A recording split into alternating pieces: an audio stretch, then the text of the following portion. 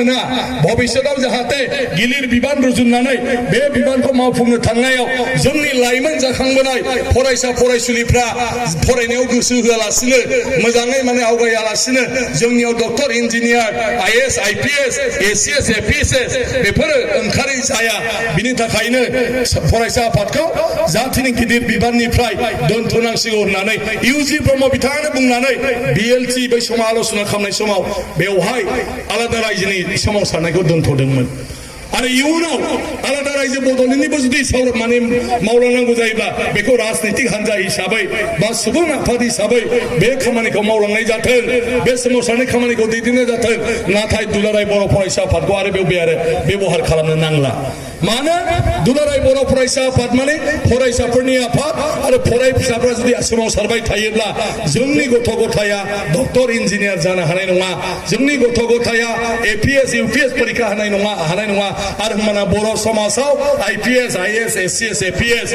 बा बेबायदि बायदिसिना गेजेटेड साख्रि इन्सपेक्टर साख्रिफोर बेफोरखौ बर' खुनु मानसियानो मोनहैनाय नङा गैया जागोन बेमोन जोंनि सिन्थाया नाथाय दिनै फैयै फैयै बे इउजि ब्रह्मआनो एबसुखौ फुथुला बायदि बाहायबाय एबसुनि आफादगिरि प्रमद बर'आ बिथाङा इउजि ब्रह्मखौ नागारनो हायैयाव आरो मोनसे राजनीतिक मोनसे स्वार्थनि थाखाय एबसुखौ फुथुला बायदि दिनै बाहायहोनानै दिनै बिसोरनि जिथु आदर्श नीति बेखौ गैयै खालामबाय बे दुखुनांथाव आलादा रायजो बड'लेण्डखौलाय सोर नाङा हाग्रामा महिलारि बिथाङा बुंदों बे लामाजों थाङोब्ला आलादा रायजोआ जाया खारन आगोलावबो बहुत बे लामाजों थांबाय हाजार हाजार मानसि थैबाय आलादा रायजोआ जादों नामा जायाखै दा गाबोन समफोरबो बे आलादा रायजोआ बिदिजों जाया माजों जागोन मोनसे राजखान्थियारि आदब खायदा पलिसि स्ट्रेटेजि बेजों लाङै लाङैसो बे बुस्थुआ जाहैगोन ओंखायनो दिनैसो गोदान आन्दलन खालामजेननाय बायदि जुदि नोङो बुंनो थाङो होमब्ला बे बोरै जानांगौ बे